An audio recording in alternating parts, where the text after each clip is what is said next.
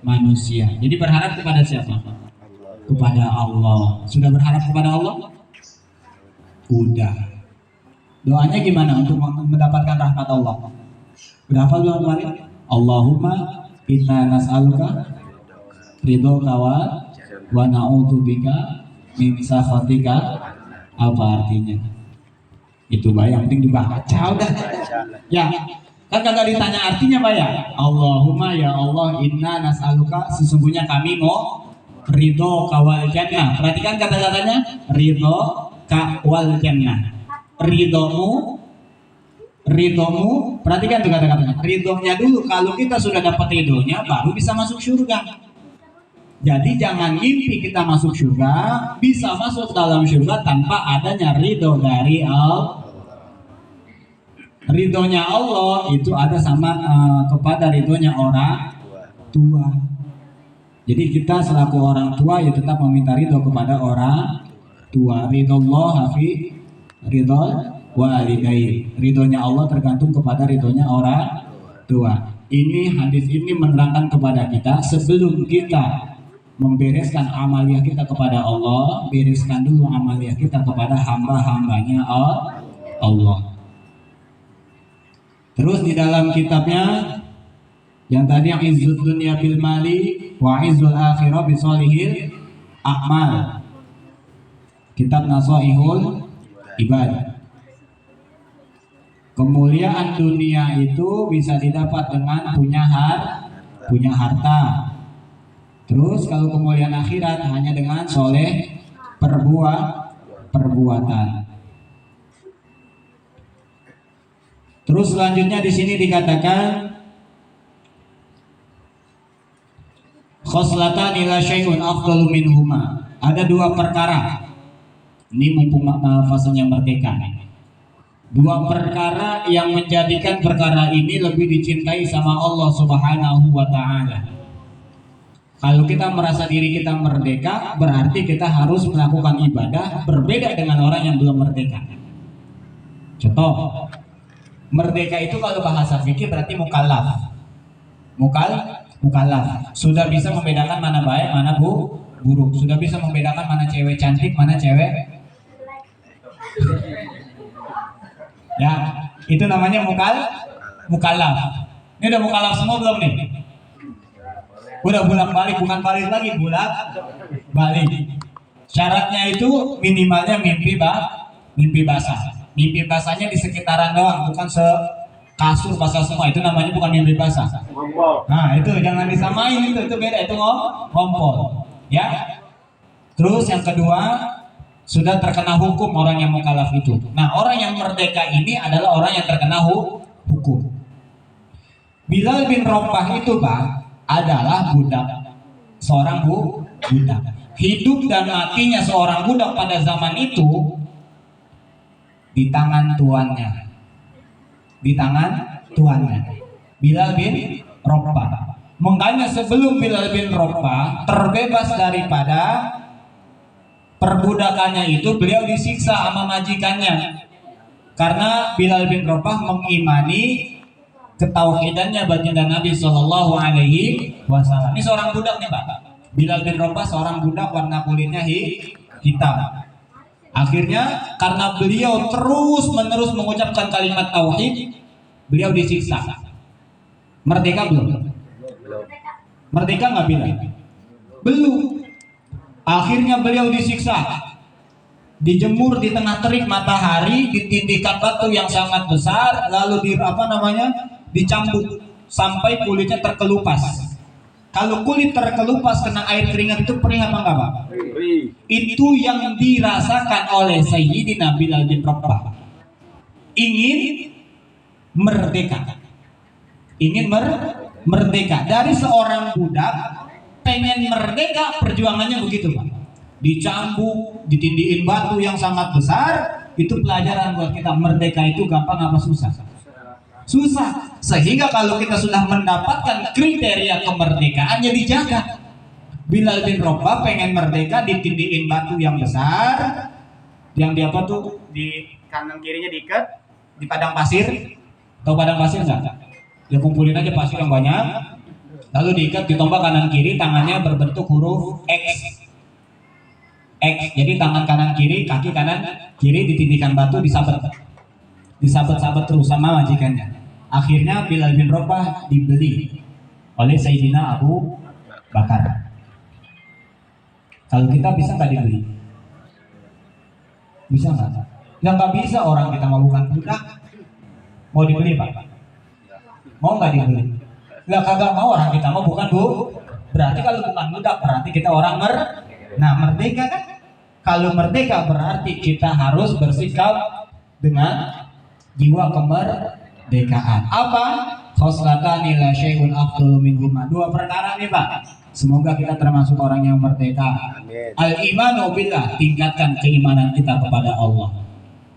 Tingkatkan iman kita kepada Allah. Kalau ada bocah sholatnya 5 waktunya ke masjid, ke musola, kita berapa waktu berarti? 6 waktu. Ayo, kacau juga ya. Kalau bocah kan biasanya lebih rajin tuh ya, datang ke musola ya. Padahal dia tujuannya bukan ibadah. Tanya kan, emang mau ngapain sih dia ke musola? Ketemu temennya, bukan untuk sholat. Karena saya punya santri TPG itu bocah-bocah tuh, waktunya ngaji mereka pada izin ke masjid. Pas saya proses mereka sholatnya bercanda di luar itu. Jadi tujuan mereka ke masjid itu bukan sholat, tapi salah nggak? Tidak, karena memang mereka itu belum merdeka. Yang merdeka siapa? Kita lah. Kalau aki-aki kita nih orang datang ke masjid, ke musola waktunya sholat bercanda, kurang ajar namanya. Nah, karena sudah merdeka. Imam udah takbir, Allahu Akbar, pakai orang dikit-dikit. Merdeka nggak tuh? Kagak merdeka. Nah, biasanya itu dilakukan oleh anak-anak yang belum merdeka. Sering nemuin gak Pak? Makanya kalau sholat jangan samping anak-anak digendik. Kita pengen kesel bocah, ya kagak dibales ngeselin, dibales samanya kita mau bocah, serba salah kan? Itulah orang yang punya kemerdekaan itu sangat luar biasa. Jadi keimanan kita kepada Allah tingkatkan minimal 5 waktu. Yang kedua, wanafulil muslimin, menjadikan diri kita bermanfaat untuk orang banyak. Bil maqol, dengan ucapan. Kita nggak bisa ngasih harta, ya ucapan. Semoga ucapan kita memberikan motivasi. Yang kedua, bisa dengan bil mal, kalau punya duit dengan harta. Yang ketiga, au bil badan, kagak punya duit, kagak bisa ngomong, pakai badan. Kalau nggak bisa tiga-tiganya, nyungsep udah. Yang pertama dengan ucapan. Misalnya kan bapak-bapak kalau pengen ngadain lomba kan berangkat tuh ya. Besok lombanya apaan aja? Ada orang yang ngomong doang, ada orang yang tinggal ngeluarin duit doang, ada orang yang pokoknya besok gue yang ngerjain, kan gitu, ada kan? Ini kalau ketemu orang yang ngomong ya kagak, ngeluarin duit ya orang, pas acaranya kagak ada. Ini kira-kira enaknya diapain? Matiin aja juga. Ini kita langsung lipat ini, ya kan? Menjadikan diri kita manfaat.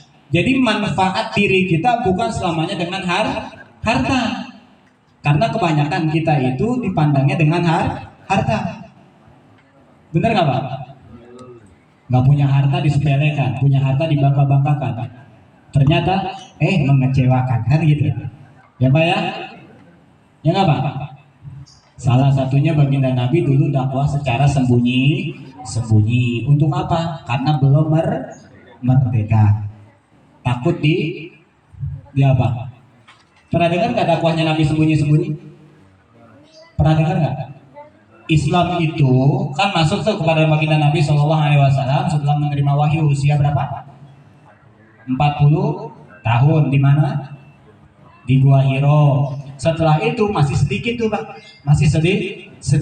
Nabi khawatir kalau dakwahnya langsung secara terang-terangan, maka nanti celaka.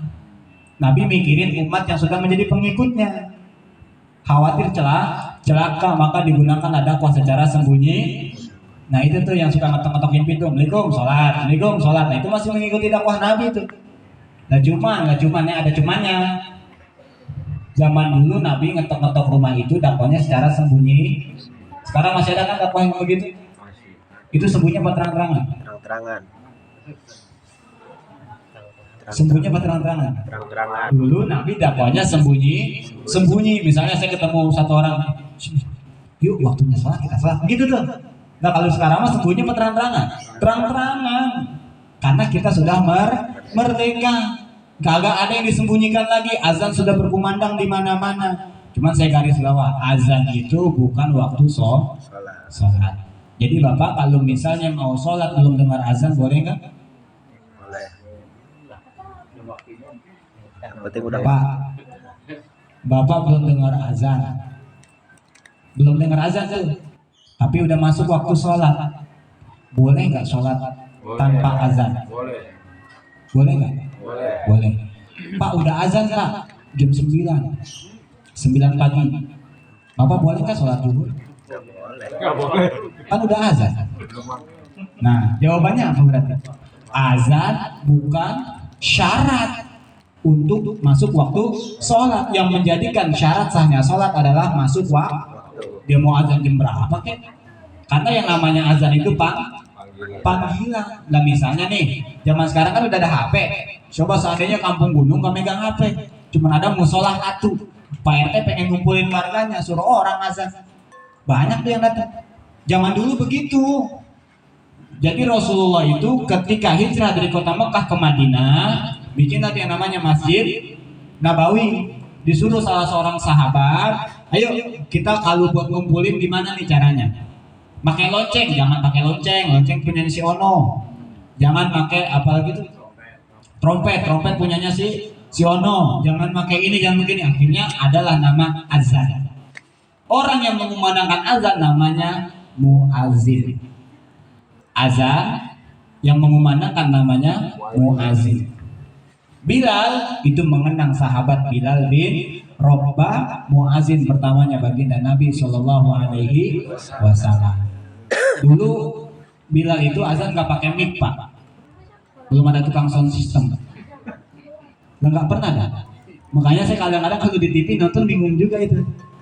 Dulu Bilal itu azan tanpa mic, sekarang kok ketika Bilal naik tuh kan ada tuh film Khalifah Umar kan azan tuh ya Sayyidina Bilal ya naik ke atas Allahu Akbar, tapi ada ehonya, ada ehonya. Padahal pas saya baca di Sirah Nabawiyah di zaman Nabi belum ada sound, ya kan? Bid'ah nggak? Ya orang begitu, zaman sudah canggih. Makanya ada azan itu yang bersanad. Azannya bersanad. Waktu itu ada lomba azan bersanad sampai kepada Bilal bin Rabah. Kalau azan sanadnya sampai ke Bilal. Azan. Jadi nanti bapak-bapak kalau ada perlombaan azan, biasanya dia tertulis lomba azan bersanad. Berarti nyampainya kepada Sayyidina Bilal bin Rabah. Azannya Bilal. Azannya Bilal itu panjang apa pendek? Panjang apa pendek?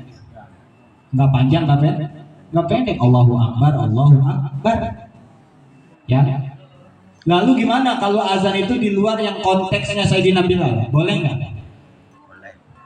Kan ada nih ulama yang mengatakan, ulama sebelah sono, ada yang mengatakan azan tuh nggak boleh panjang-panjang. Allahu Akbar, Allahu Akbar. Allahu Akbar, Allahu Akbar.